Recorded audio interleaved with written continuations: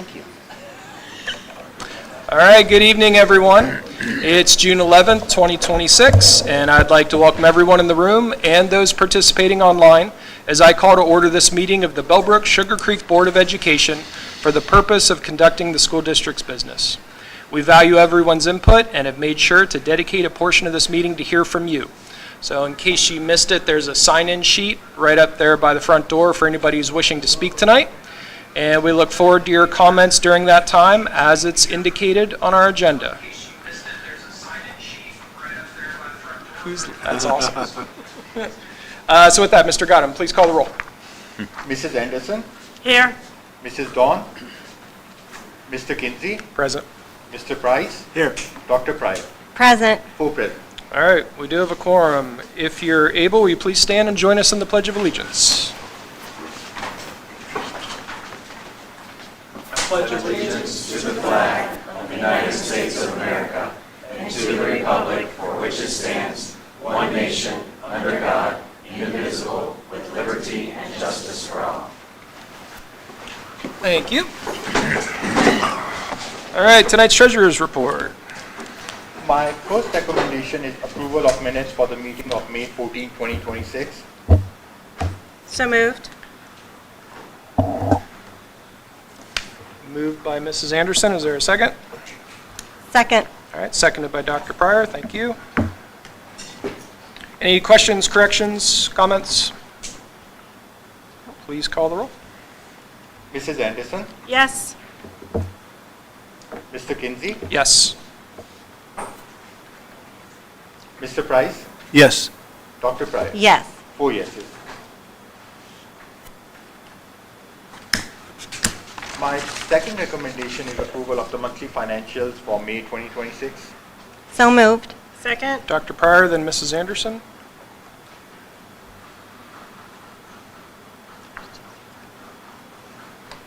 So at this time, almost 92% of the fiscal year is over. Revenue-wise, we are doing good. We have collected about 98% of the anticipated revenues. So we're collecting more. Expenditure-wise, right now we are spending less, 86%. That's where we want to be. That way, we're not in fiscal stress. We're not looking at going for a levy sooner. So right now, the financials look good, at least for this year. Does the board have any questions? All right, it was moved and seconded. Please call the roll. Mr. Kinsey? Yes. Mr. Price? Yes. Dr. Pryor? Yes. Mrs. Anderson? Yes. 4 yeses. My last recommendation is approval of school bus advertising purchase. So moved. Second. Dr. Pryor, and then Mrs. Anderson. So we just got 3 buses that we bought from Ohio EPC. This recommendation will buy 3 more buses. That should come in for 2026. That way we'll have 6 new buses. There's a new provision going on, EPA requirements going in 2027 that will change the engine. So the fear is there's a new engine, there might be issues with the engine. So to avoid it, we're buying 6 buses this year, but we won't buy anything next year. So these 3 buses were slated for next year. We were planning to buy them. We're just buying them a little sooner to avoid the new engine About trial 8 or period. 9 months. All right. The new engine what? A whole new engine has to be, there'll be a new engine for all the buses. There's some EPA requirement that requires some changes to the engine. To our existing buses? No, any new buses that are So built we're in buying 2027. old buses. We're I buying mean- 26 models. New, but yeah, Before the new and more expensive engine? Engines come in. Okay. All right. smart.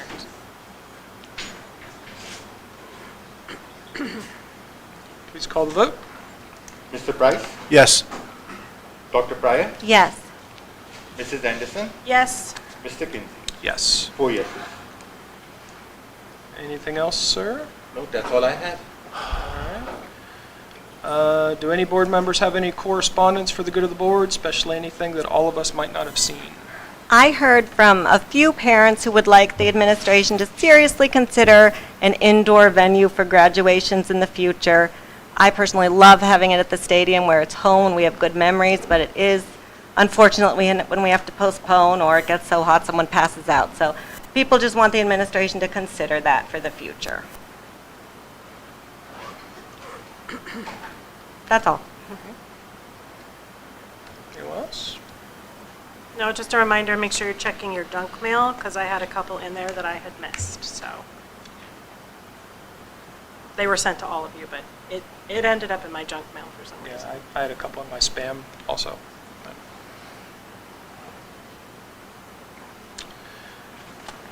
All right. With that, we got some good news recognition. Really appreciate everybody coming for this. Always the best part of our meetings. We have a few student athletes to honor first. First up, we would like to congratulate the 2026 track and field qualifier in the girls 4x400 and set a new school record, Finley Binding.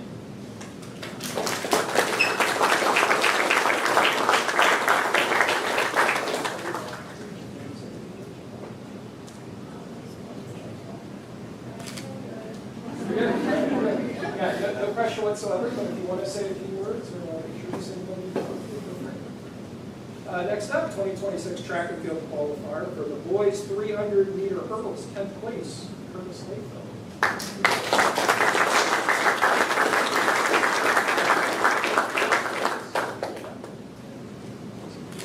Yeah, I'd like to thank the Bellbrook track coaching staff and for all 4 years of my track career.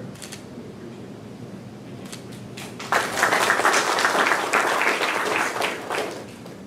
The track and field qualifier in the girls 4x400, setting the school record, Annabella Giovanni.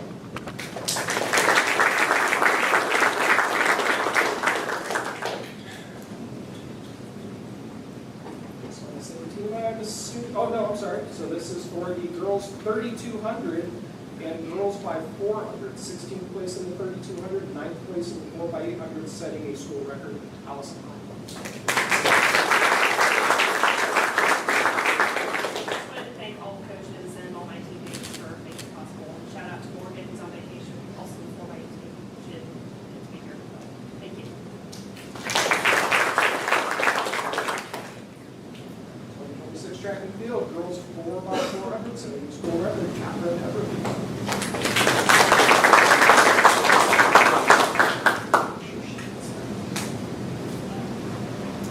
The girls 400, 10th place. Girls 4x800, 9th place, setting a school record. And the girls by 4x400, setting a school record. Kenneth Carter.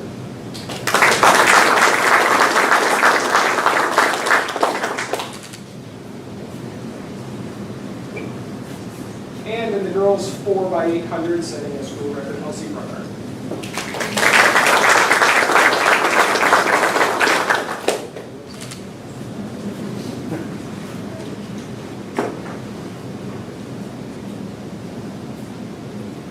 This time, we would like to recognize a few of our businesses.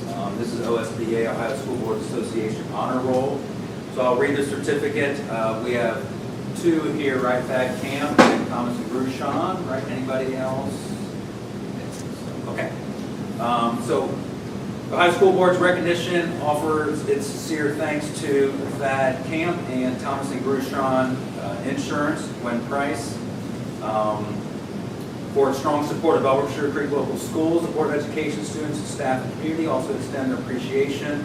So school business partnerships greatly benefit all involved. Local businesses play a crucial role in supporting the community schools while students get real-world experience. Support is especially important as school districts struggle with limited resources. Just as businesses support their schools, it's equally important that schools and communities support their local merchants and service providers. So OSBA encourages everyone in the community to recognize our 2 businesses that are here tonight for their outstanding contributions to the Bellbrook-Sugarcreek local schools. So really, we go to our businesses a lot for donations, for Student of the Week, Supportive Peers of the month, and so we really go to these businesses probably maybe a little bit too much, but they're so supportive of our school district. We're so appreciative that you guys go above and beyond support And I know Gwen is on BSEF, our Education Foundation. And then indirectly but directly, that was just president of the Lions Club, just ended his one-year term this last night. And so Lions Club is a huge supporter of the school district, but also Thad Camp Insurance and Thomas and Bouchon Insurance. So if you guys want to come on up, we appreciate everything that you guys do for us.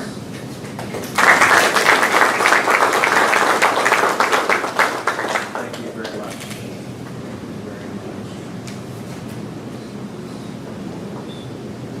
Picture here? No, picture together.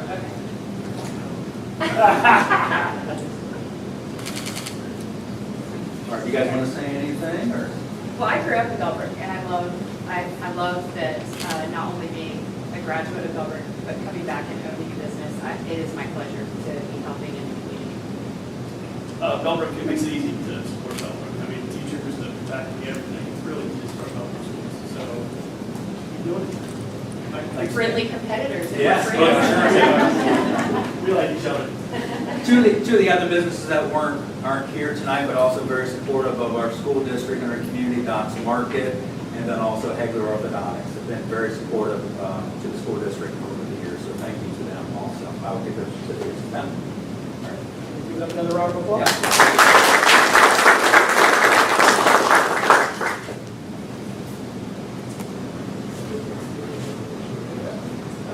Take a pause if anybody needs to skip out. You're welcome to stay for the rest of the business meeting. Very, very exciting.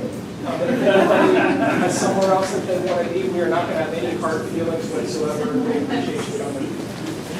Thank you for coming. Congratulations. Great job.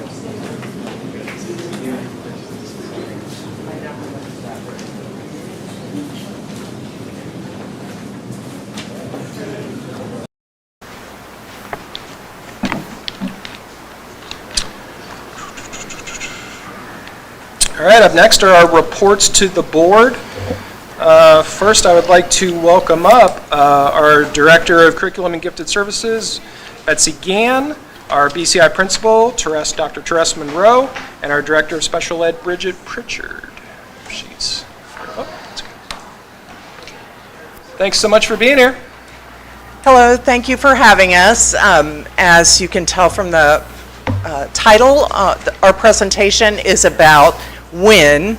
That's an acronym for What I Need. It's a term for an intervention period. And I'm going to turn it over to Dr. Monroe, Principal of Bell Creek. Our team here is right here. I think she'll introduce us all. And we have some multimedia. We have video clips, and you're going to see video clips of people presenting. So we just weren't sure who would be able to come tonight, and we've used these video clips elsewhere. So thank you. Dr. Monroe? Thank you for having us. As Ms. Gann said, we have a team of 5 people who will be presenting tonight. Myself, Betsy Gann, who's the Director of Curriculum, Mr. Ward, who is the Assistant Principal, Michaela Sherman, who is our Reading Specialist, and Becca Campbell, who is very supportive of BCI, and Stephen Bell as the Literacy Specialist for Montgomery County ESC. Our next slide brings us here today. It has what we're asking the question: what did BCI need? What did we need to get to this point? Well, we needed a dedicated time for students to get what they need, with all staff who is available to support them. The important words here are all staff that supported our students. So we have identified 3 goals. Identify required components for daily intervention, which is the WIN time.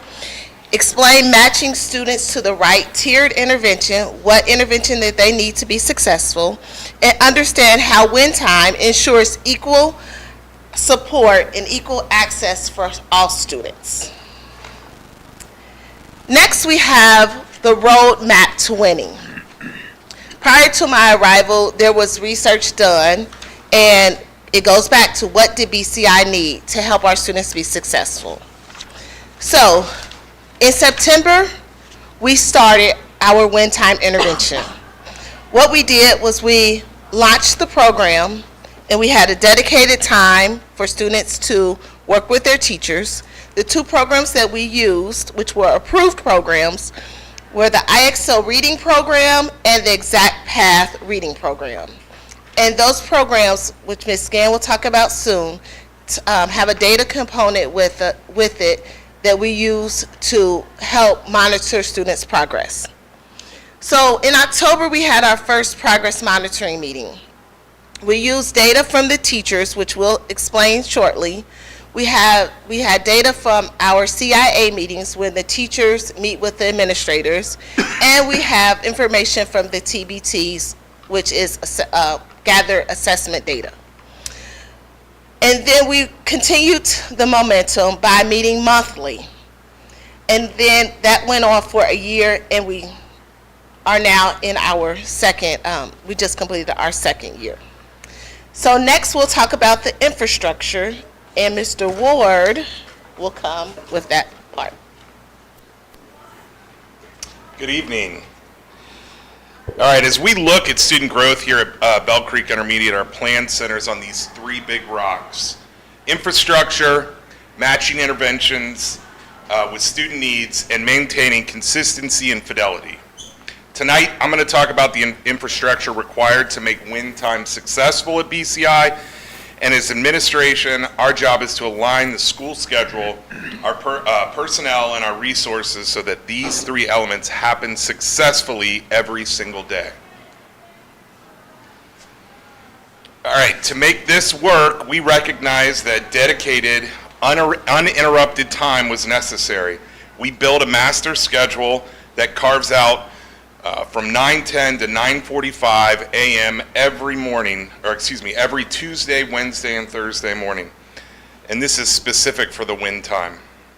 This is a whole staff initiative where every adult in the building has a specific role to ensure no instructional minute is wasted.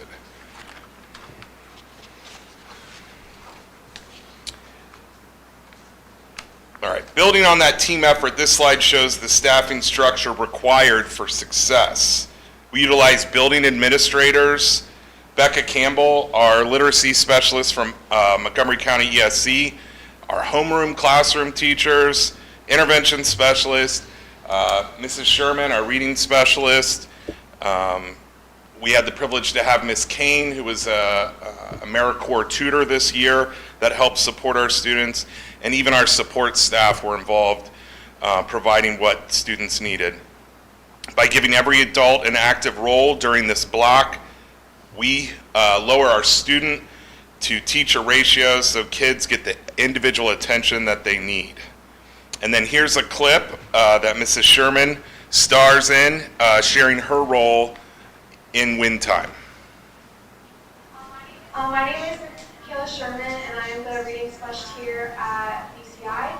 My role here is facilitating our RIMP intervention for students who have a RIMP in grades 3 through 5, and helping with the decision process, looking at their data to determine what interventions are needed to help close gaps and to help them progress in their academic journey and to make growth.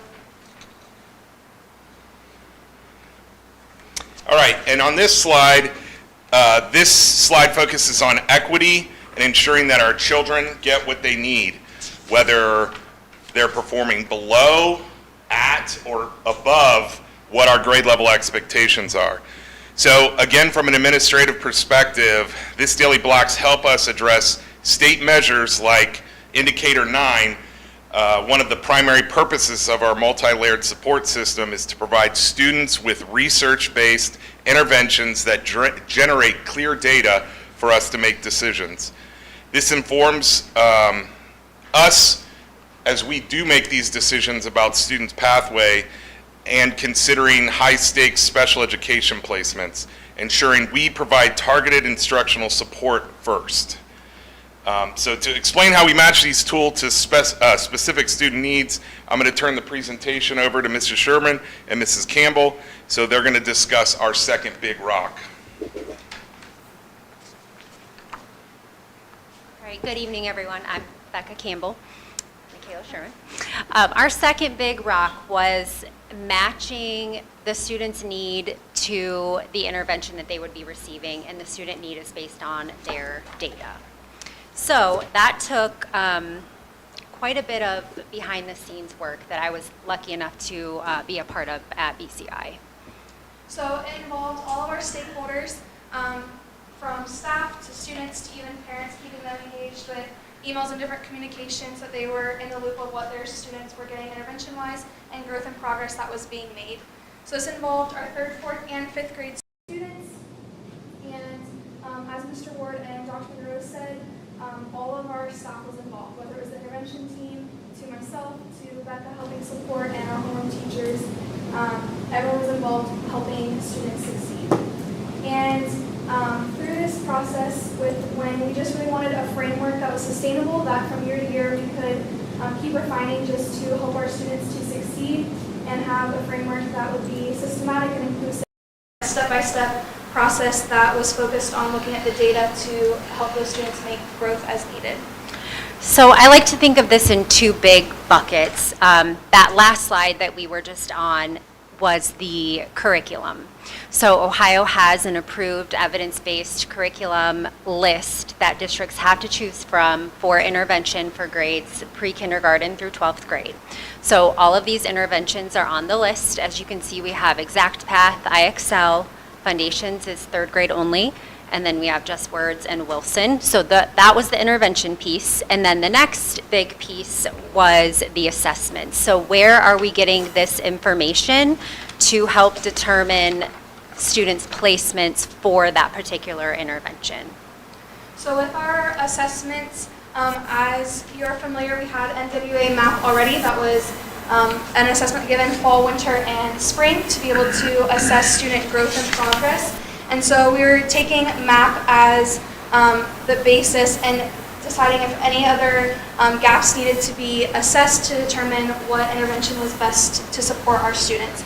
So with our collaboration through the Montgomery County ESC as well as Greene County ESC, with help from Becca as well as Kim Watkins over at Greene County ESC, we were able to use their expertise to determine what assessments would be beneficial to help us here at BCI.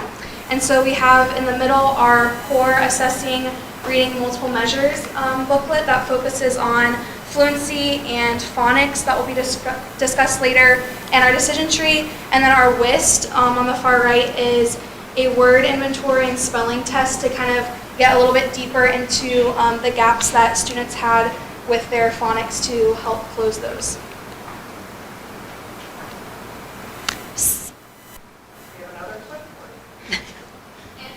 If a student is in 3rd grade, we look at their MAP data, fall administration of the test, and with that data point, we will determine if they have a ramp based on that fall reading score in MAP. Once we've looked at the overarching universal screener with MAP or with their state test data with the Ohio State test, the next step is to look at fluency. So I conduct a screener with them using our decision tree. We use MASI-R for that oral reading fluency. If a student's fluency is high, then we look for vocabulary within MAP or their state test data, and typically they would stay in the classroom for one time to then receive that intervention with either Exact Path or IXL. The great thing about those programs is the student is able to get what they need because the path and plan within Exact Path and IXL is catered to them based on their scores that they've received in MAP so that they can help make growth and prepare them for their next testing administration. So this is what the decision tree looks like. It's really nice for Michaela to be able to refer back to this and teachers as we kind of branch out, getting them familiar with this decision tree. But as you can see, it looks overwhelming and complicated. But once you get to know it, it does make sense for placing students in the correct intervention that they need. So like she said, we start with comprehension skills, that is MAP and Ohio State testing. If they're not comprehending, then we dig in deeper and try to figure out why. Is it because they're not fluent? Is it because, are they not fluent then because they can't decode? So These assessments help guide our instruction and help us determine where students need to have their intervention.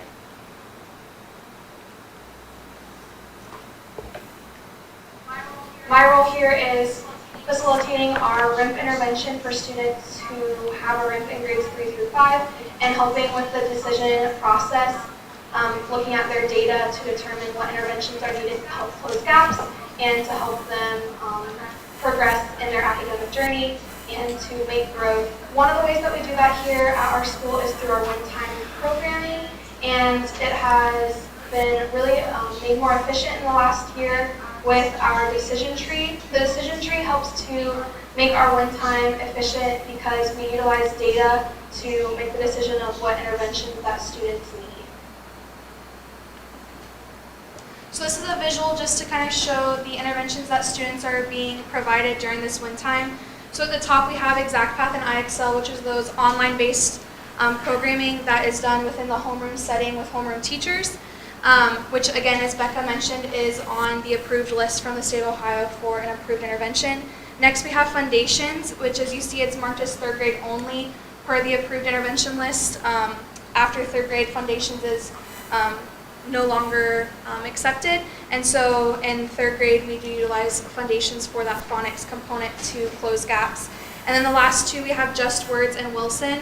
Foundations, Wilson, and Just Words are all within the Wilson program and like umbrella of interventions. So Just Words are for our 4th and 5th graders at BCI, and then Wilson is for our most intensive supports that with gaps that need closing within the area of phonics. And this happens 3 days a week, Tuesday, Wednesday, Thursday, for about 40 minutes a day within the homeroom, unless students are being pulled out. And then they would see Ms. Sherman or possibly their intervention specialist or AmeriCorps tutor. And then we have progress monitoring meetings with the team every 3 weeks, and they will speak on that in just a moment.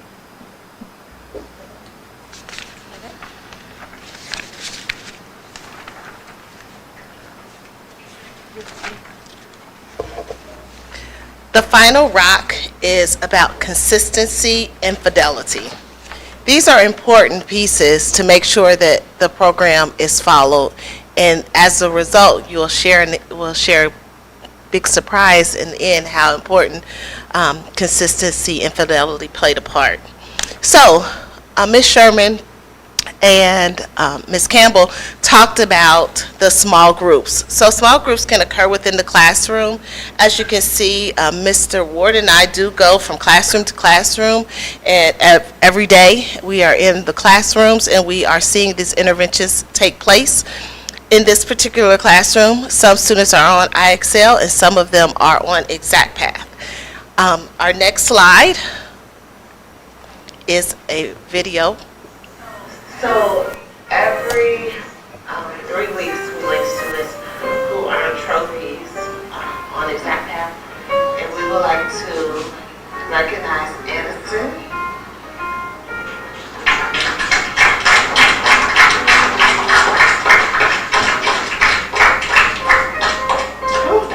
Yes.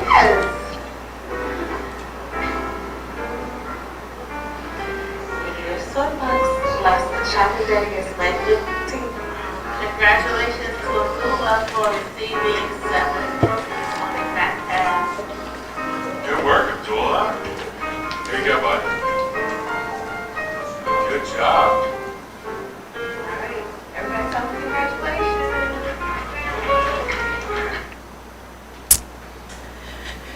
And as you can see, every 3 weeks we go through the process where teachers provide data to us. We look at it. If you look on the screen in my office, they provide the information. We go through it. We look at the decision tree to see if the intervention is working, if we need to change course. Teachers provide lots of feedback through this process, and I will show you the form momentarily that the teachers complete after this video. Finally, it's really important that once we've made the decisions with the decision tree to see if those decisions that have been made based on the original data are going well and if it's effective. And so it's important to have that progress monitoring piece. So one way that we progress monitor here during our win time period is to have progress monitoring meetings every 3 weeks with our team. This consists of the building principal, our curriculum director, the literacy specialist from our educational service center, as well as myself. And through these meetings, the teachers across the school get to contribute the students' data that they have to report on for that 3-week period, showcasing the growth that they're making or gaps they're closing by mastering skills and achieving trophies in exact math or IXL, or even their unit test scores or data that they've collected through our Just Words programming. And as a team, we look to discuss and decide if students are closing gaps and making growth, or if a change in intervention needs to be made, looking at the data holistically and at the building level to ensure that the students get what they need to be successful and to continue making gains. So now you see the document that the teachers fill out is the Google form, and when we look through it, we're able to see how students are progressing. So now for the data piece, and we'll have Ms. Gann. So you've seen how things have been set up. Everyone's involved. All students are participating, even students that don't have below grade level skill gaps. For example, students that are achieving above grade level are still getting intervention at that level. So everyone is involved, and I really appreciate all the work they've done. So what does the data say? This is just a screenshot for example purposes. We have a technology program called Learn Platform. It's for all of us, all of the adults. It warehouses all of our ed tech products. It provides us with all kinds of information on student data privacy, the contract we may have signed, the costs per student, all of that. And it serves as a library for our teachers so they can go in and decide, see if something's been approved or not for use. So a service that company also offers is called RCE, Rapid Cycle Evaluation, where we can provide data and privacy is protected. We provide data from any particular resource, and they can look at the impact of a particular program or an intervention on state test scores, for example, or on MAP data. So this is a screenshot of a report we got at the end of 24-25. Granted, that's a year old, but we'll do the same thing in the fall, not just for IXL, but we wanted to show this just because we are talking a lot about reading tonight. So they will tell us where the positive correlations are with grade levels. Did use of this product for this prescribed number of minutes that evidence or research has shown to be effective if students use it 30 minutes a week, for example. Was there a positive outcome on testing? So this gives you that example. And we have another video. Third grade teachers also utilize support staff such as our AmeriCorps tutor, our reading specialist, and intervention specialist to provide that additional small group support. So more data, really exciting. Incredible year of growth. MAP is very important to us to measure student growth because we believe all students can move forward. And this is a screenshot that will show you this graph that we love. We love this quadrant chart. It's called the Achievement, Status, and Growth chart, and teachers have that for their class. We have it for grade level, building, etc., by subject area. So what we can do is go in and see, are students achieving at high levels low growth? They're not really moving forward even though they may be at the top of the class, for example. Or are we struggling to meet mastery of standards and growing rapidly. So those are all really important factors for us to decide what that student needs and to reflect on what's happening and is it working. So you can see the top right-hand quadrant, we have grades 3, 4, and 5 for the end of the year, and you can see where those dots are. So that's average growth, average achievement for 3rd grade, 4th grade, and 5th grade. So incredible. If we were to be right on, the zero where the X and Y axis cross, that would be expected growth and 50th percentile achievement. So anything to the right and up is incredible. So we do have this kind of data drilled down certainly for more meaningful information for teachers as well. So congratulations. Sorry if I missed it. Is this for just this prior year? Yes, this is just this year. Thank you. Good clarification. We've been enjoying that. That's great. Daily. And there's a lot more where that came from. There's been a lot of success across the district with growth and achievement. So this, I think, is a good summary of looking specifically at 3rd grade. We've talked about RIMPS. That's an acronym. I know we use those a lot. It's a reading improvement and monitoring plan that's required by law in Ohio if students score below X and don't sort of like close the gap, or we don't close the gap with them. So when you're on that RIMP, the intervention is required, as my colleagues mentioned earlier. So let's look specifically at grade 3 because that's a big year. 3rd grade reading guarantee. There's a lot of data collected for the report card. We have fall testing. We have spring testing. So we wanted to zone in on that because there is something a little different that these fine people here put into place for grade 3. So spring of 2025, you'll see we had a passage rate of 81%. That was the spring ELA test a year ago. And then in the spring of 2026, 3rd grade passage rate went up 4%. So we're really excited about that. That's super positive. Second year of the ELA curriculum, so we're thrilled about that. All indicators are that we're certainly getting better today than yesterday, for sure. And then the second box is grade 3 students with disabilities.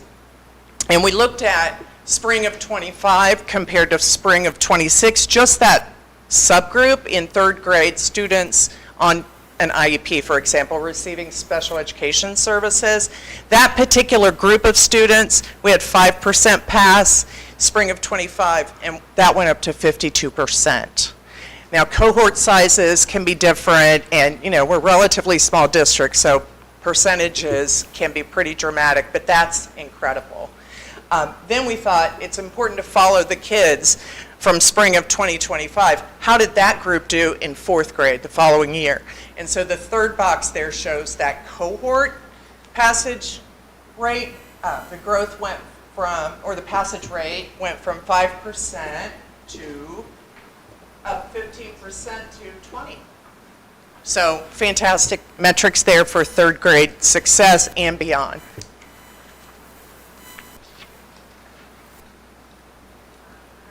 Third grade is unique because there is an extra time for intervention that's built into the day. And one thing that we did differently this year with time to help enhance student growth, particularly in the area of state testing, was to take our fall testing results and really get creative with how we were going to remediate skill gaps based on standards for students in 3rd grade. So now you're ready to graph 3/3 on the number line.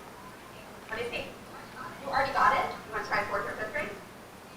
So you got 24 out of 24 already.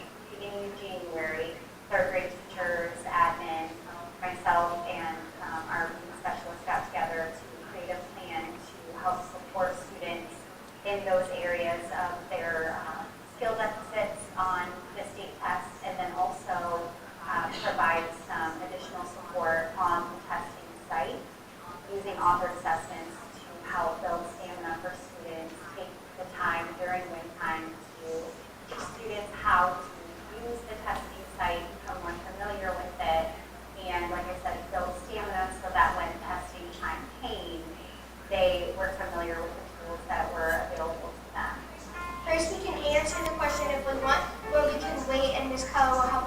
explain. And then sometimes she'll like have someone come up and show her thank you about what they did. And yeah. Special thanks to Josh Ward, videographer. He did a great job with all those shots around the building. So all of that data, all of that work for 2 years, 2 solid years now, has certainly led to some recognition. We were thrilled to get the surprise that Bell Creek Intermediate School was awarded the Momentum Award, as I think most of you know about. The Momentum Award is different than the report card. It goes a little further and it says, we see what you're doing. Something's happening over there. And it recognized significant improvement in growth and achievement. So if you remember that quadrant report, growth and achievement, all those dots on the right upper hand side there, that aligns to what they recognize for 2025. I showed you 2026. So all indications are fantastic that the momentum is continuing under the leadership of everybody. Okay, I'll let you go with that. And I'm going to turn it over to Dr. Monroe. Thank you for having us. If you have any questions, we can take them at this time. That was so impressive. I can't believe all 3 grades were in the good quadrant. Your work is amazing. We work as a team. We work really hard, and we appreciate your compliment.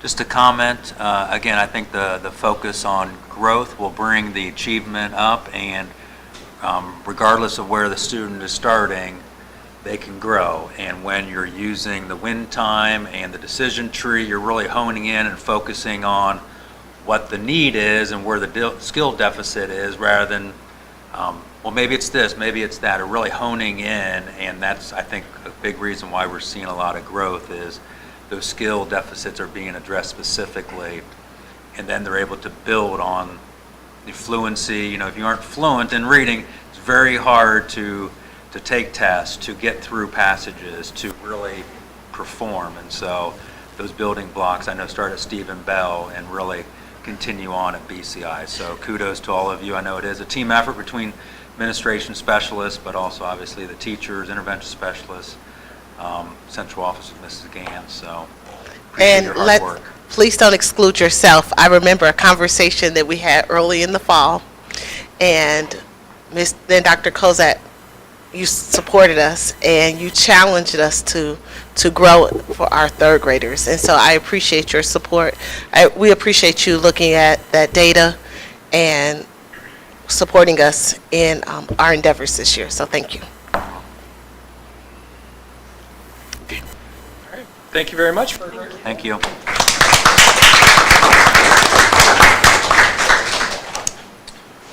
Up next, we would like to welcome a report, an update to our district athletic facilities effort.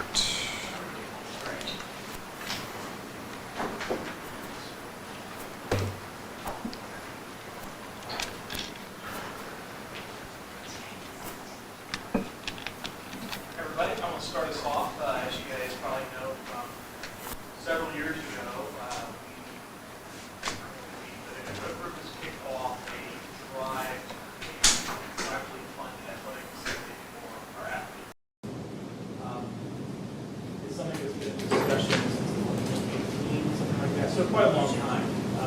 And we had a very active group led by Mr. Roberto, looking to raise money and raise funds to make this a reality for our kids. So, the why.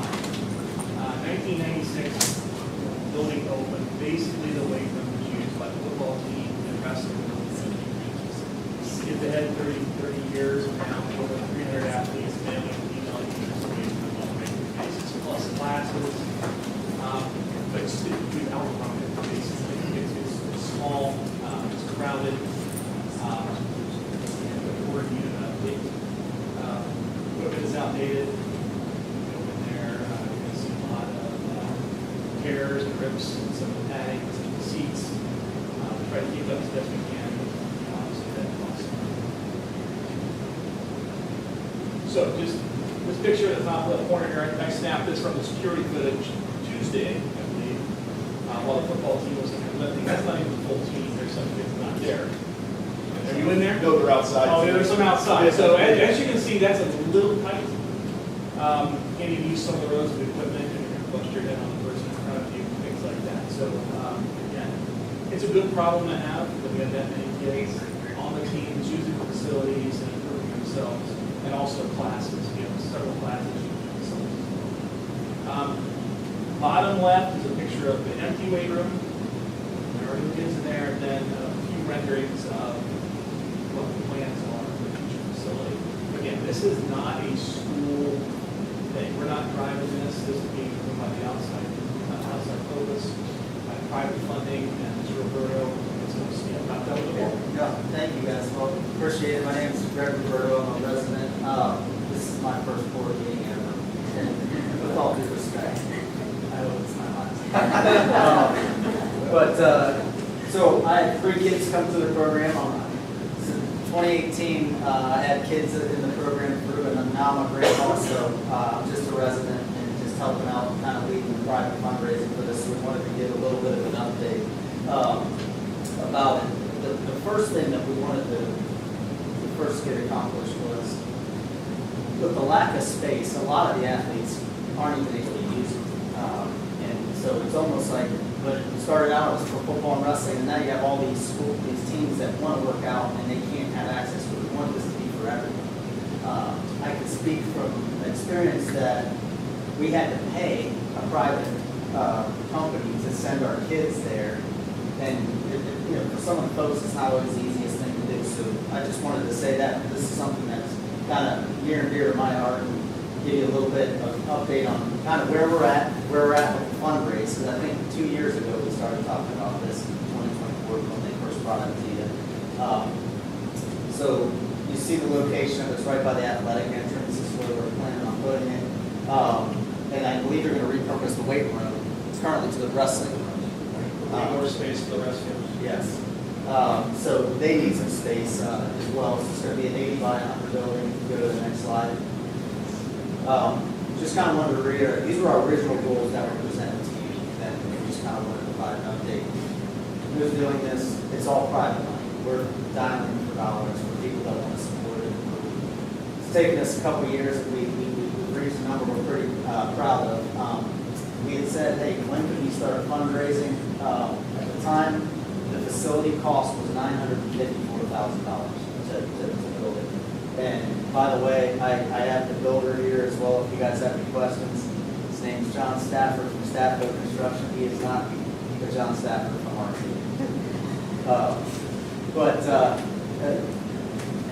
What we wanted to do is we said, hey, if we can get $900,000 in commitments to start construction, that's when we would start. What we have done, and what we're really proud of, if you go to the next slide, is we've reached $902,000 in commitments. And really, there's 5 groups that I want to kind of reach out, and individuals that all contributed $100,000. So Austin Stiller, former student athlete, he donated the first $100,000 to kick it off. The Lions Club committed to $100,000. The Boosters, $100,000. Borsch family, they donated $100,000. Former high school student David Grixey. So he had 500,000 commitments to 5 folks. That's really helped us a lot. And then a ton of community members. I'm not getting paid to do this. I'm donating to this, so I'm committed, so I'm paying to do this as well. So we're just really thankful for all the people that have helped, and have got some pretty good momentum and are excited about it. One thing that we wanted to tell you about, so in 2024 the cost was $954,000. You go say, hey, we're ready to do this, and then prices have gone up. So the prices for the building went up to $1,022,000. So one of the things that we haven't asked for is if you guys are okay with one of the things we had, the original price that $954 that turned into $1,022,000 was an all brick wrapped building, where you can save $90,000 if we do the one on the bottom right where you're not doing the entire thing. So we wanted to tell you that we're going to ask you to approve that change, because that's going to save us about $90,000. So we think we're going to be about around $964,000 on the total build cost. Again, little renderings. And again, anybody have any questions, we can get to those. This is kind of how it's going to look from both angles and where it's going to be to fit in the facility or in the area. So what are we basically asking for? We'd love you guys to authorize us to not do the brick wrap and do the other version, because when we first presented this, we wanted to be transparent with you that we'd like to change it just from a cost perspective. And number two, we'd like for you guys to allow us to start building the thing. And really, one of the things that we see, I've raised funds, that's what I do for a living. Not for this, but a lot of times when something is built, you can kind of finish it out. So to let you know, it's $964,000 to build it. It's going to be probably another $125,000 to put the equipment in and the field turf in. And so we want to be able to build the structure, have everything done, but then continue to raise money to outfit all the equipment. And the reason we're asking you this is costs have gone up. We don't want costs to go up anymore. We'd love to start the project. The builder actually has the time and the ability. Staff Co Construction also, just so you guys know, they built the new West Carrollton High School. It comes with that facility. So we just really don't want to kick the can down the road too long. And we don't want to lose any momentum. So our ask is that we might be able to start, and I'm here to answer any questions because I know that there's probably plenty of questions. So, any questions you have? I have a question. How much bigger is this weight room going to be than the current weight room? Like twice as big? Like Four less. 4 times? At the least. But what about the weight part? A whole lot of it was the steel. It's still, we have 4 weight racks in there, or squat racks. I think it's 8 racks, double amount of space for weight. Yeah, and it's an 80 by 100 facility, and about 40 by 100 of it will be the weight side, and then 40 by 100 will be the field turf side for speed and agility. So we wanted to integrate everything with that. So that's the size of the area. Yes, so I saw the rendering, but what is the material of the top? Is that metal? Yeah. So full bar metal? Is this attached to the school or it's not? No, it's not attached. And what we were told was if it's attached to the school it's part of the school. And so it's offset by, I don't know, 10 feet. And so, yeah, we couldn't attach So it. is there like a door you walk out of this building into? Correct. At one point, we talked about putting it in another location, but we decided having it being close to the school, especially in the winter, try to do that. So, any other questions? Yeah. If the board approves and you start construction, how long does that process take before you could, in theory, start installing equipment and things like that? I think what you said is 4.5 months. That would be the line to stand up there.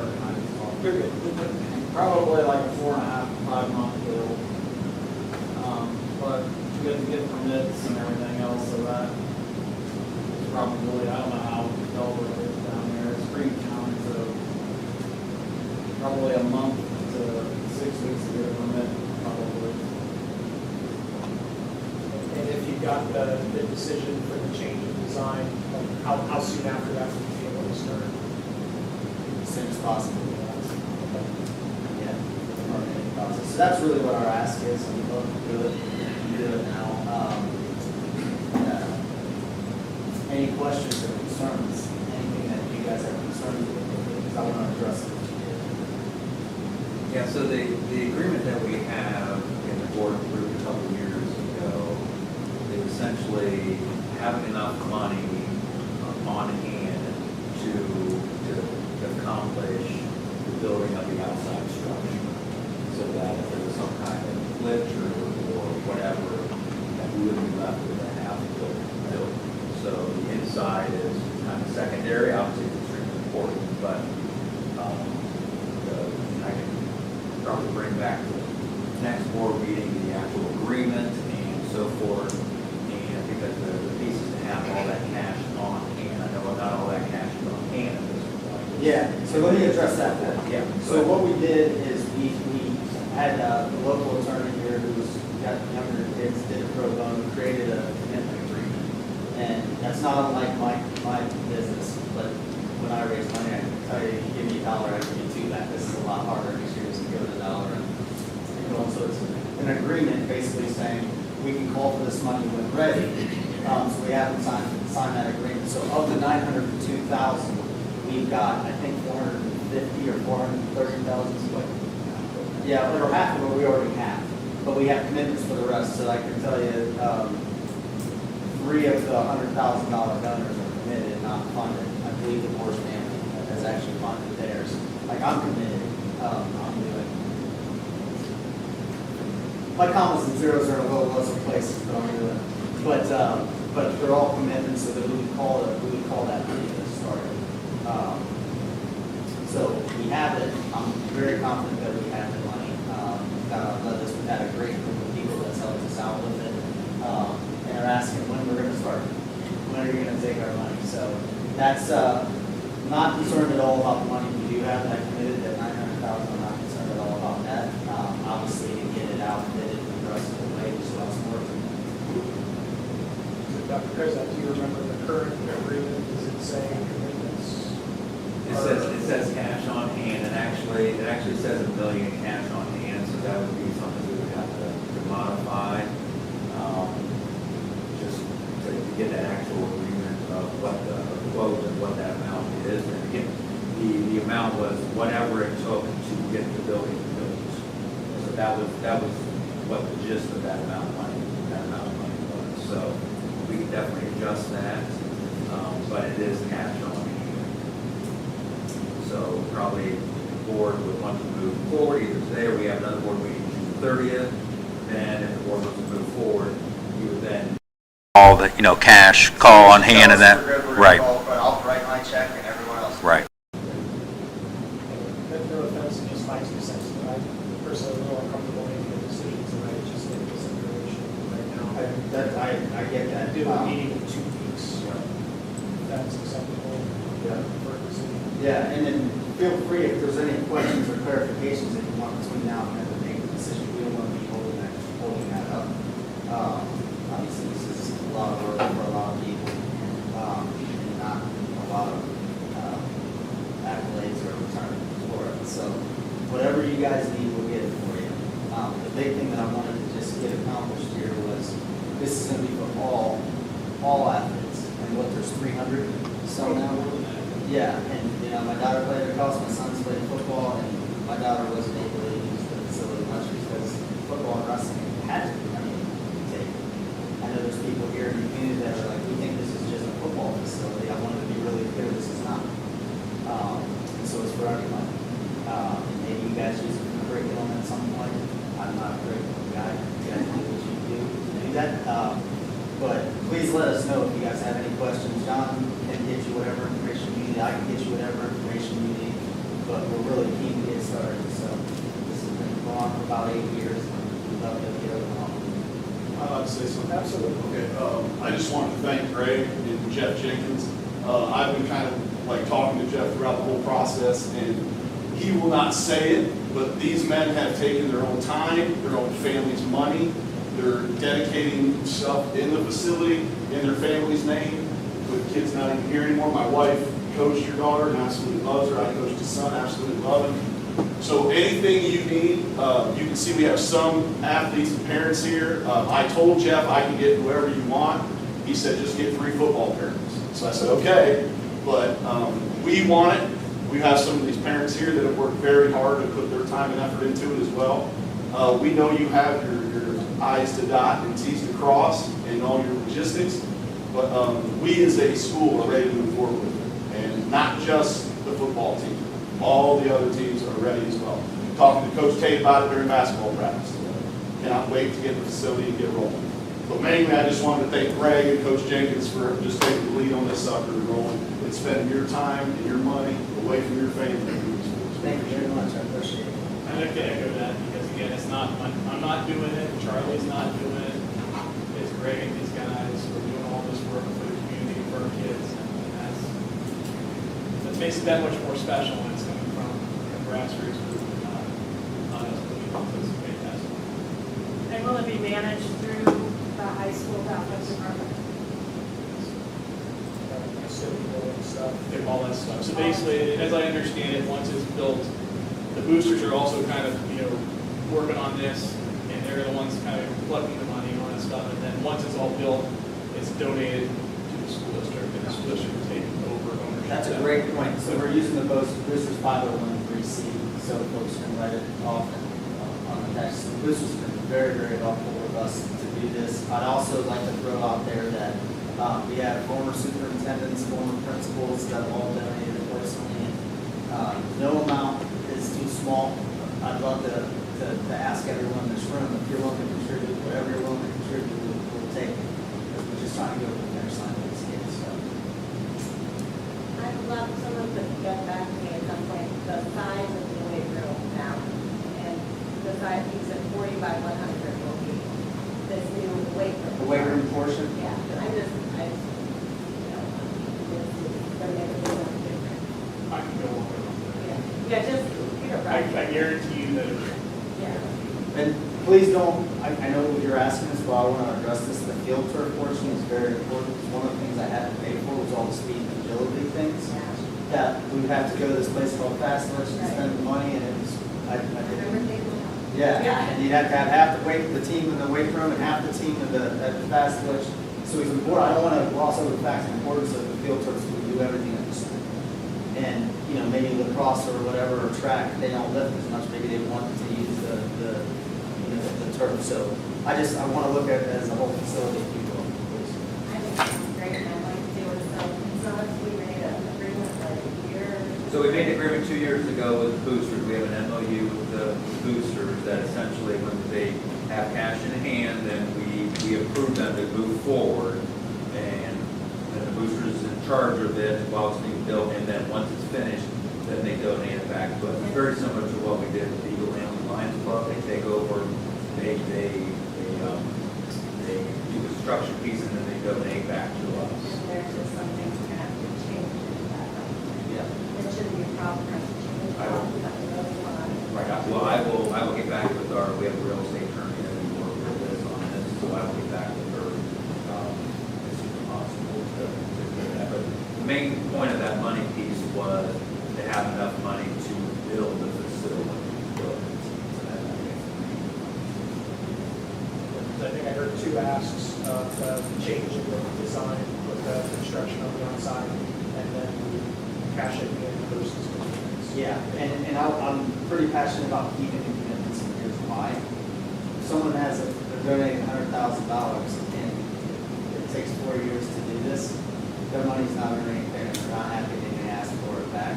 And so, even myself, I haven't funded yet, so I know you guys would have said yes. But we do have these commitment agreements written up by attorneys, so that's why it's important that they be commitments. Because asking someone to sit on $100,000, I can't do that to people, I can't build a relationship like that. I would love to live in this. Thank you, guys. Thank you very much. Thank you. Appreciate Appreciate everybody's hard work. Thank you.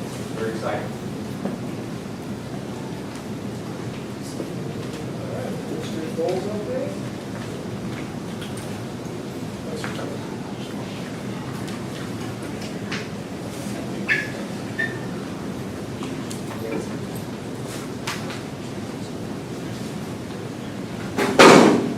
All right, district goals. This is our 3-year plan, 3-year district goals plan. So this is our annual update. This is our annual update, and this is actually the end of the 3-year plan. This together 3 years ago. Obviously, it was meant to be fairly quick because of 3 years rather than 5 years, and so it has flown by. So go ahead and go to the next slide, please. So again, just an overview. We essentially have 4 areas: culture and climate, focus 3 in artist and teacher in the culture and climate, and then systems and processes, facilities, and finances. And so our first area is culture and climate. I'm going to turn it over to Mr. Hand. All right, I'm back. As you guys know, we are continuing to implement our Focus 3 program throughout our buildings in a age-appropriate way. So indicators of success: students and staff will find consistency between the buildings as far as vocabulary, terminology, beliefs, and also surveys will indicate a more positive learning environment by teachers, staff, students, and families. So our spring survey showed 90% positive responses from all subgroups. I mean, as far as how positive the learning environment is for your students or your classes. And that included BCI, BMS, and BHS students. So we, again, are continuing to implement the system, build upon the philosophy. We've met both indicators at this point, but it's something we want to continue to do. Stephen Bell, age appropriateness, we're teaching the language, we're teaching the vocabulary. They're doing morning meetings, flight school announcements, read alouds. There's a huge list of things they're doing with their kids.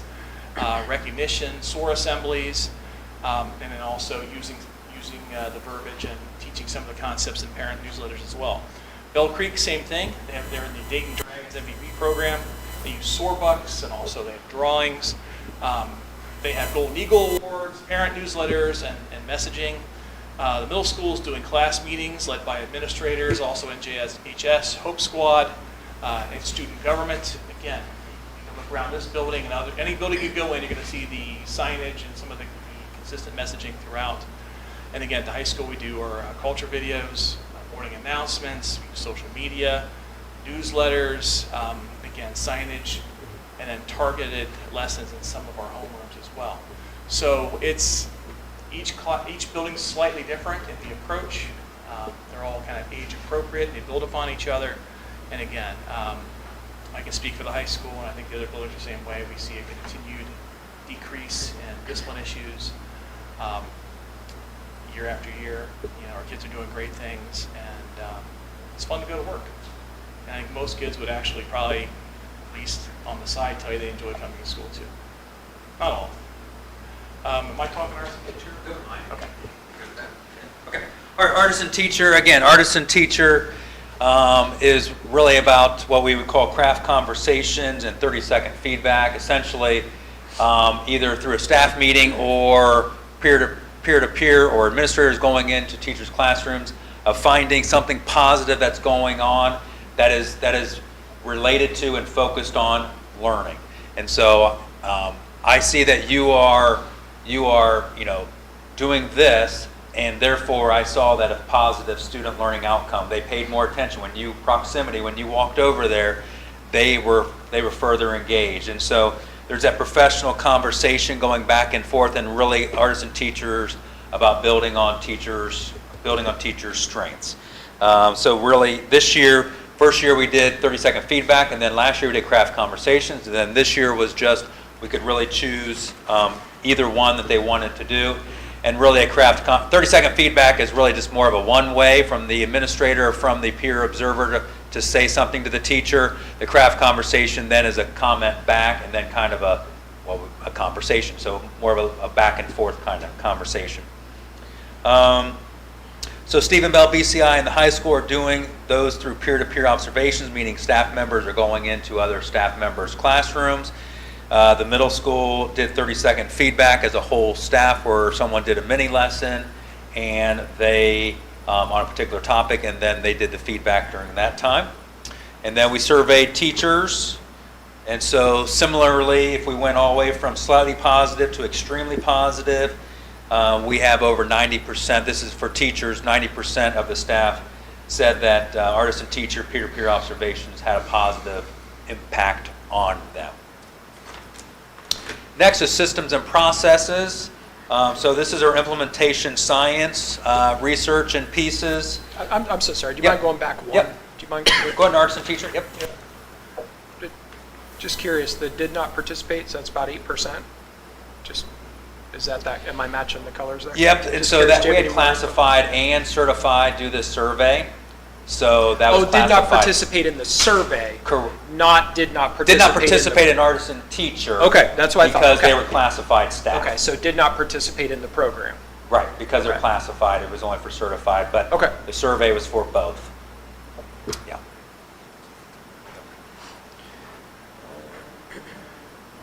Okay. Good question. So systems and processes, so so implementation science, really about purposeful approach to creating and updating systems, methods, strategies, and processes, really setting up all of our programs or all of our curriculum, all of our frameworks, all of our any type of program that we're doing, setting it up for success. And so we had the action steps of creating surveys, where we really focused in on our ELA implementation of our new ELA programs and really trying to provide support to them and making sure that our ELA programs weren't just, we have a new program, we're going to give you some initial PD, and good luck, you're on your own after this. It was constant feedback, surveys, what do you need, what kind of support do you need? Okay, we're going to give you that support, did that work? And so really trying to hone in on focus on those things. And so really implement aligned to district readiness data. We had an increase in scores of our district capacity assessment, which is really a fancy name for a little rubric that through implementation science, through the NERN, which is the National Implementation Research Network, has created to see how well we're doing as a district of creating effective systems and processes. And then the things that we were working on the past 3 years for implementation science or through implementation science principles were our human resources revamping, our selection and deselection of materials such as our ELA curriculum, and then our MTSS, which are our multi-tier systems of support, which we saw a piece of that with the Bell Creek presentation from earlier today, kind of initial pieces of that. So we're going to the next one. So here's some of the things that we did. So I don't want to get into education ease here, but DITs and BITs. So it's district implementation team, a district leadership team, and then we actually have building leadership or implementation teams, communication back and forth. For example, that ELA implementation, what are the buildings seeing and how can, as a district, we support what's going on in the buildings and in those teams. Our district capacity assessment scores. So it was out of 52 points. So last year, we do it twice a year. Last year in the spring, it was at 25. In December or January, it was 32. And at the end of the year, it was 35. So we're not quite there yet to 52, but we're making progress. Again, that's just a rubric on how well we are implementing our implementation science principles. We completed this selection, deselection process for programs, frameworks, practices, or curriculum. So anytime there's a big initiative or big curriculum or big program, we put it through this initiative review process. It goes through the BIT or the DIT, and the DIT or BIT doesn't approve it, but they really try to, is this set up for success? I won't say poke holes into it, but try to make sure that it's set up for success, that data's there to support it, and that we're good to go. And then our human resources processes, we have refined all of those. We're still working on the onboarding pieces. And then we have completed our initial MTSS framework. And so the initial framework, now in our next plan, we're going to expand upon our MTSS and really focus on that. All right, we're going to facilities. Before I turn it over to Mr. God, I'm here for finances. This is Mr. Eckley's part, but he is out of town this week. So facilities, really the gist of this is creating that seven-year master's facility plan and exploring any options if necessary if we need some financing for things. So if we roll on to the next one.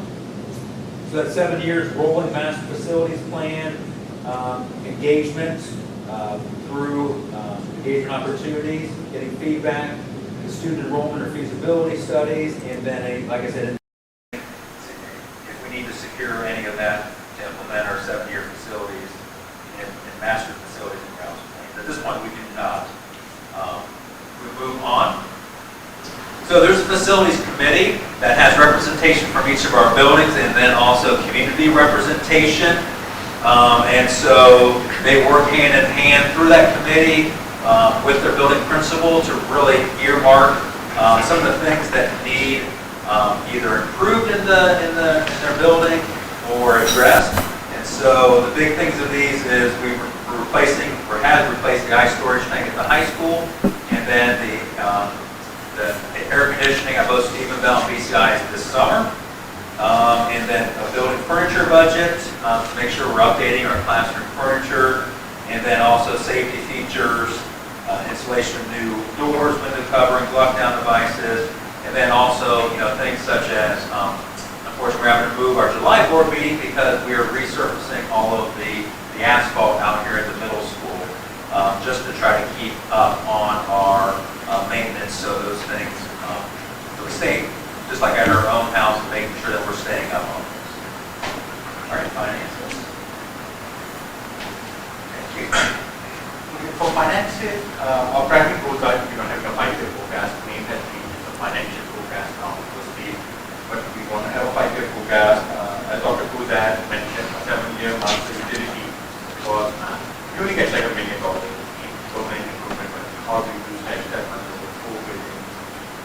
And we were lucky last year, thanks to the state budget, we scrambled to find extra money, so we had some extra cash in general fund. That's the 170 right now, so we will do that.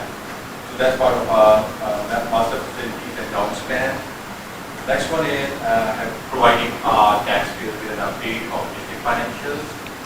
And the last one is financial advisory committee. We can get this quite simple. So all of the indicators have been met except for the financial advisory committee.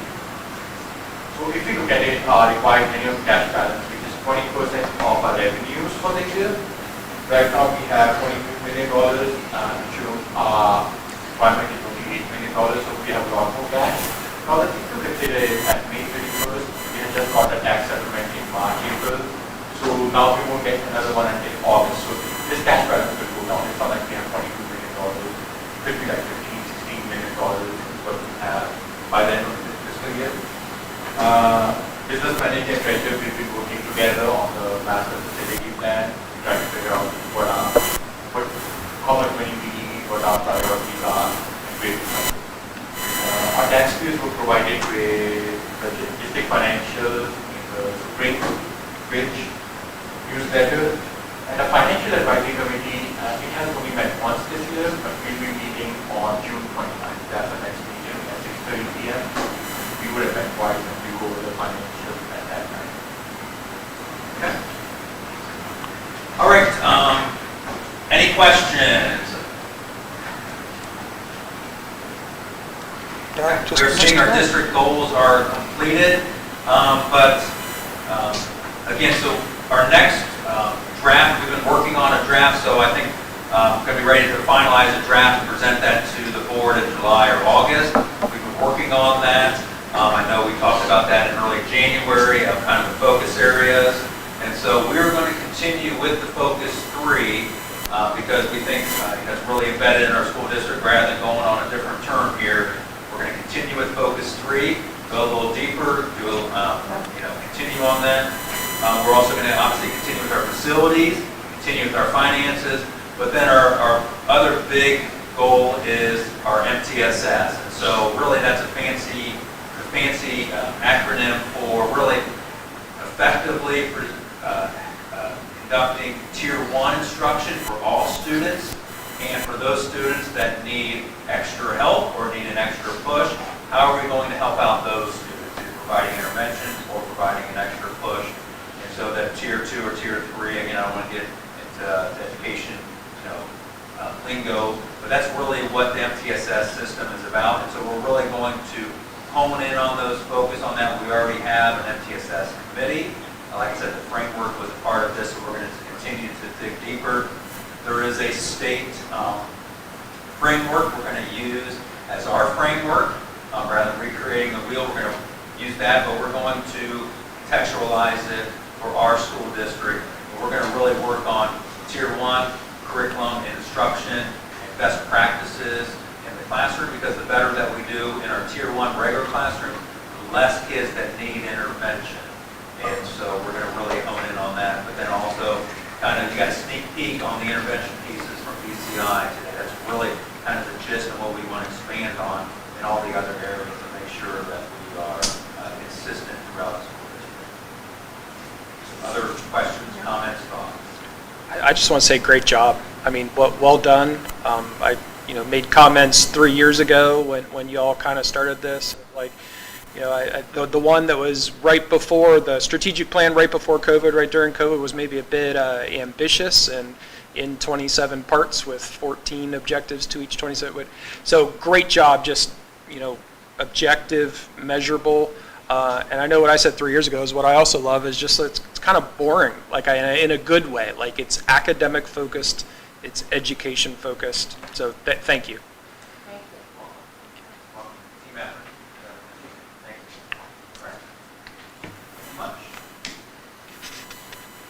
All right, thank you.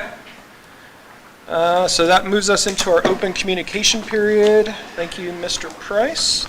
Your thoughts and comments are welcome during this time. When you're given the floor, please share your name, address, and any group affiliation you hold if it's relevant. You will then have 5 minutes for your comments, which should be directed toward the presiding officer, who tonight happens to be me. This time is for the board to listen and absorb, and as such, traditionally, a dialogue is not created in this moment.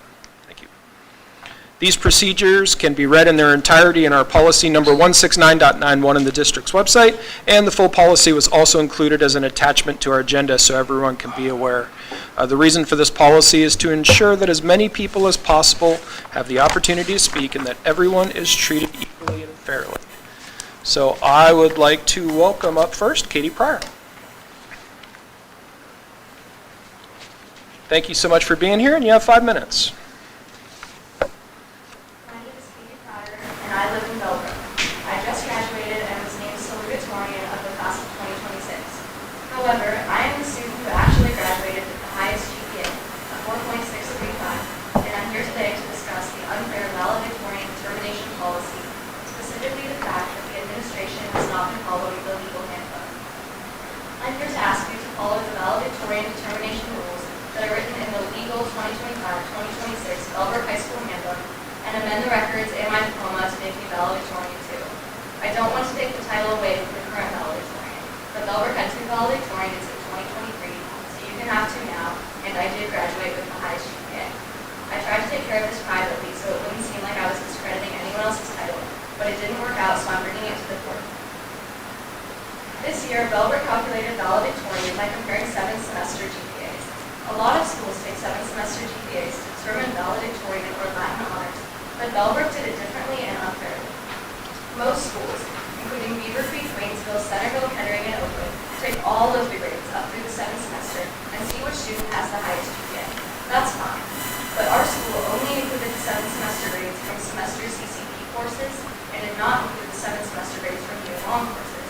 I took all year-long courses this year, including 5 APs. My 7th semester grades were straight A pluses, but none of those were included in the calculation. It was like I didn't even attend school in the fall and none of my hard work mattered. So for me and any other AP students, our entire senior year did not count at all. The person who was named valedictorian took several semesters CCP classes in the fall that were added to his GPA. So you added several of his grades and none of mine, and then determined that his GPA was just slightly higher. That's not a fair way to calculate it. This policy makes it so that a student must spend their senior year taking classes not at Bellbrook to have any chance of being the Bellbrook valedictorian. But the most significant issue I have with the 7th semester policy is that it is not written in any legal handbook. 7th semester caveat was first included in the 2025 course guide, but board members were never told that year-long classes would not count when they approved it. In fact, my guidance counselor, Mrs. Sanderman, assured me multiple times that they would count. I brought copies of her email if anyone would like to read it after this. Even though the course guide included the 7th semester caveat, the handbook, which was approved afterwards, did not. This appeared to mean that the policy had been updated and that the handbook was the current version. Every Bellbrook handbook since I have been in high school has simply said, the graduate with the highest cumulative weighted GPA shall be designated as valedictorian. This year, that's me. The handbook made no mention of using a 7th semester GPA to determine valedictorian. It also says graduate, not student. The student is not a graduate at the 7th semester. They are a graduate at the end of the year.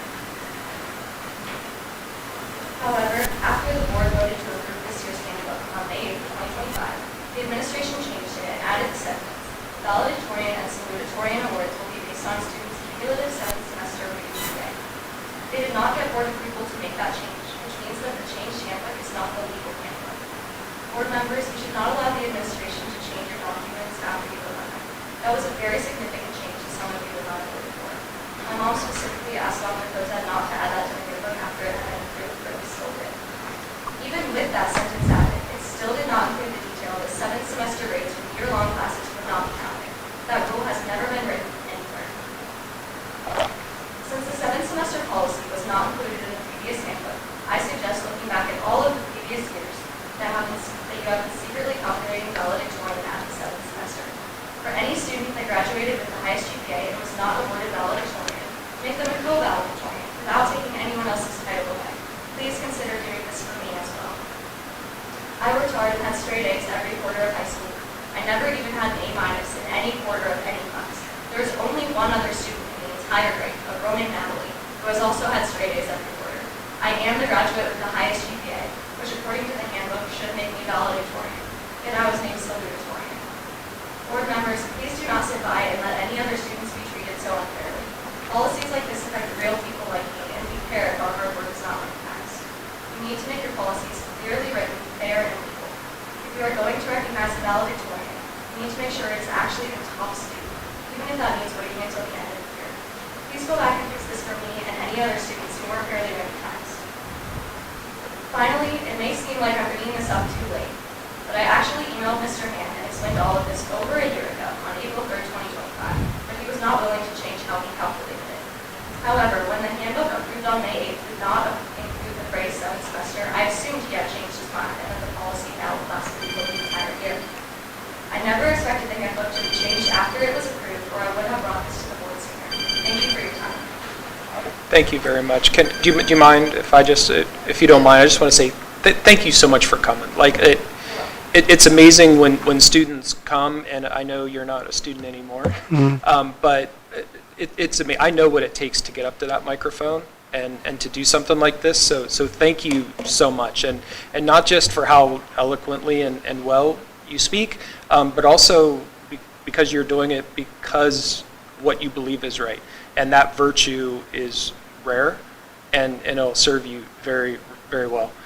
With that being said, I do want to say I hope you understand there's laws and regulations and policies about the board talking about very specific individual student circumstances and student decisions. So I would be more than happy, only if you want to. I would love to meet with you, Mr. Hand, Dr. Kozad, and your family, of course. I believe Dr. Kozad has offered to meet with you and your family. So just know that that's there. But thank you for your comments.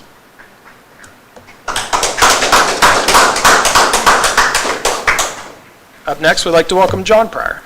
So I actually signed up to speak in case she didn't finish her speech. So since she did, I don't actually have anything to say, but thank you. You yield your time. Thank you.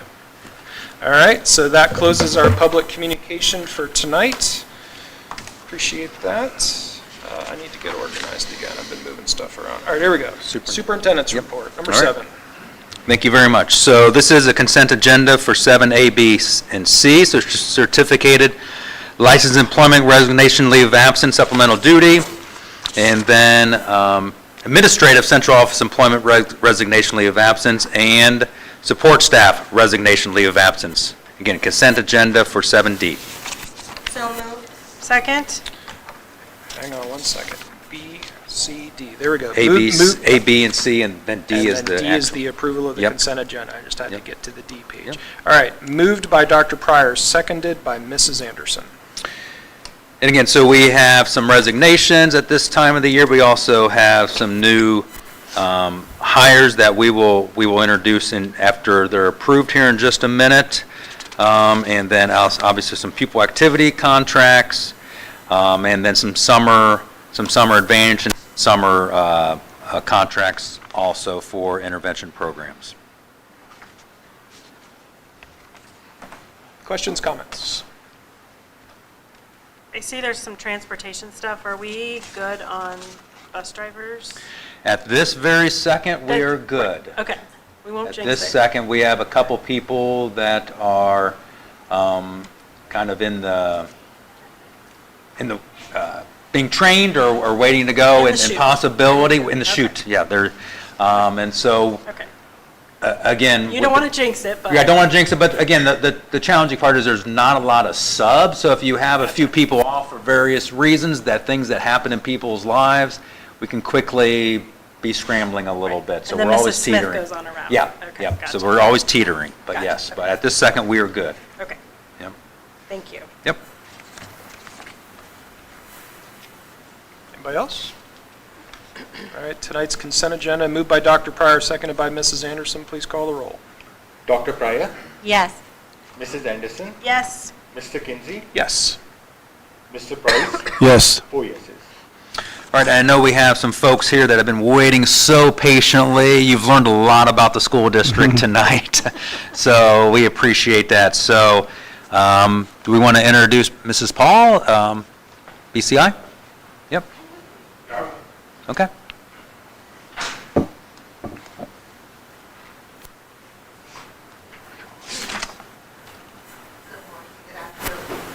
We are pleased to bring Mrs. Paul officially on board as BCI. She worked with us for this year as our building substitute. She has worked through every capacity of the building. We appreciate her for her dedication, and we are glad to have her in board approved. We are third grade teacher.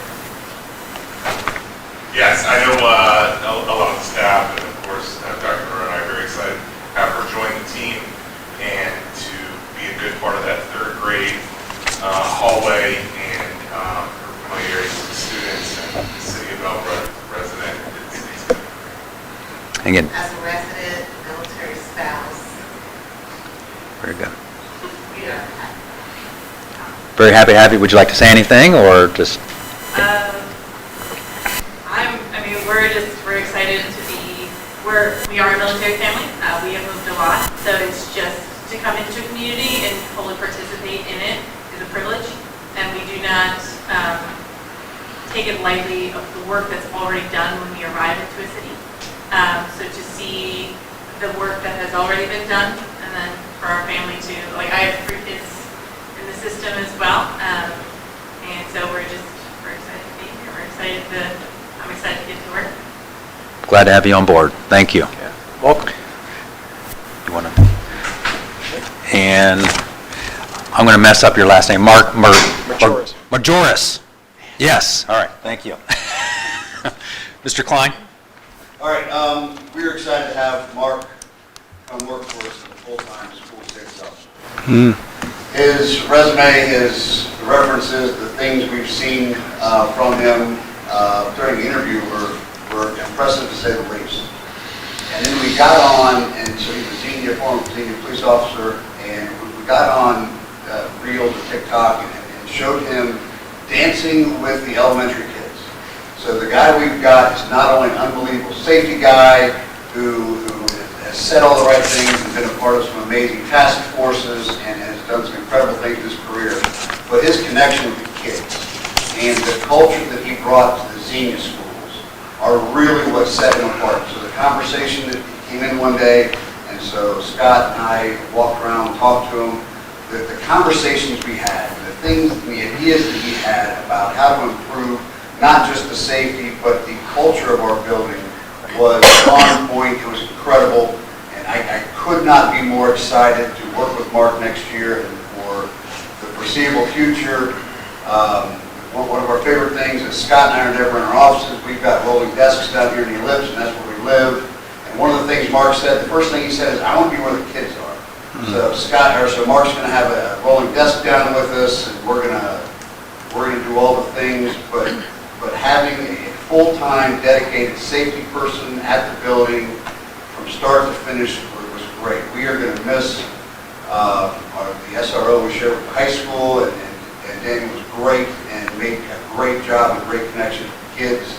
But having Mark here full-time is just, it's beyond exciting. It's awesome. And our kids are safer next year than they were last year because we've got someone full-time. And that's unbelievable. That's awesome. So, board, I want to thank you for changing things and getting the agreement squared away with Sugar Creek to make this happen, because as an administrator, it's awesome, but as a dad, with kids in the building, knowing my kids are going to be safer because of Mark is beyond words. So thank you very much. I mean that wholeheartedly. Mark? Take your 12-minute speech prepared, Mark? No, I don't. Oh, you got to say something. I just want to say thank you guys, and I am excited to come here and protect the kids and make this place a safe learning experience for them. I'm going to do my best to make this building a more secure building for the kids every day I'm here. So, like I said, I just retired from the Xenia Police Department. Tuesday was my last day. I did almost 29 years there. Patrol for about 15 years, and I worked on an FBI task force for a couple of years, working terrorism cases. And from there, I went into the drug task force, which is called ACE Task Force in Greene County. Worked there for a little bit over 7 years.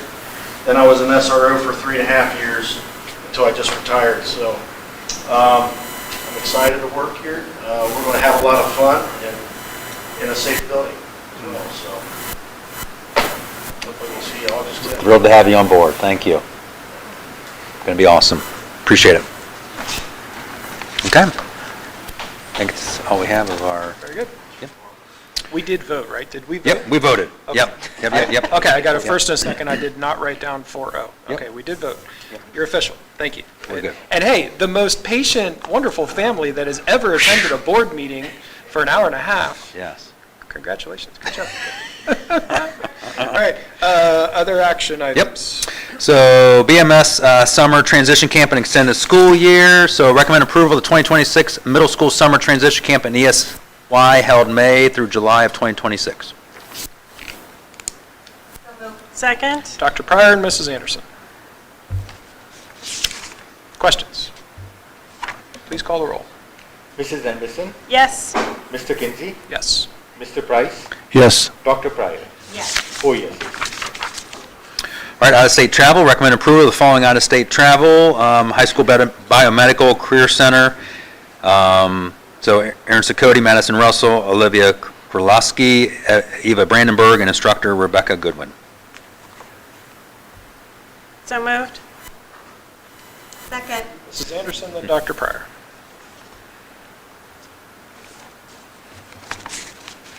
Please call the roll. Mr. Kinsey, Yes. Mr. Price, Yes. Dr. Pryor, Yes. Mrs. Anderson. Yes. 4 yeses. Okay, items for discussion or information. So semi-annually, we have to do the report, the bullying report. And so we had one incident at Stephen Bell in the second half of the year, 3 at BCI, and 1 at the middle school, and 0 at the high school. Again, we take these seriously, and they're followed up on and dealt with in the appropriate manner.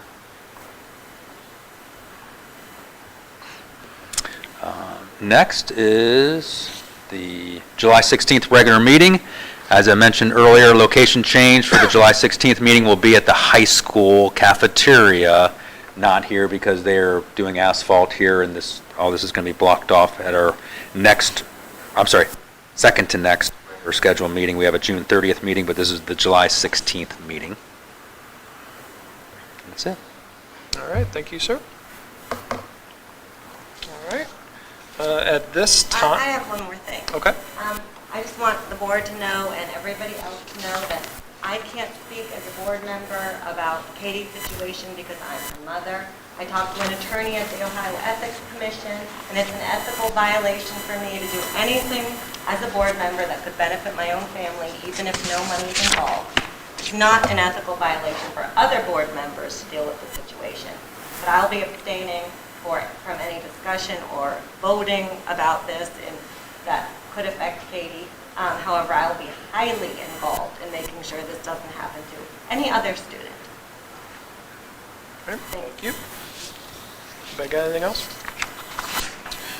All right, at this time, I make a motion to move to executive session for the purpose of considering the employment, dismissal, and/or discipline of a public employee per RC 121.22G1, and for the purpose of the sale of property at competitive bidding, or the sale or other disposition of unneeded, obsolete, or unfit for use property in accordance with Section 505.10 of the revised code per RC 121.22G2, and to consider confidential information related to the negotiations with other political subdivisions respecting requests for economic development assistance under provisions 5709.73 to 5709.75 of the revised code per RC 121.22G8.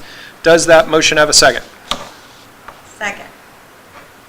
All right, I moved, seconded by Dr. Pryor. Just so everybody knows, we are not planning to take any action whatsoever afterwards. However, we are going to have some discussion once we're back in public meeting. So please call the roll to move to executive session. Mr. Price, Yes. Dr. Pryor, Yes. Mrs. Anderson, Yes. Mr. Kinsey. Yes. 4 yeses. All right, we're in executive session at 8:41 p.m.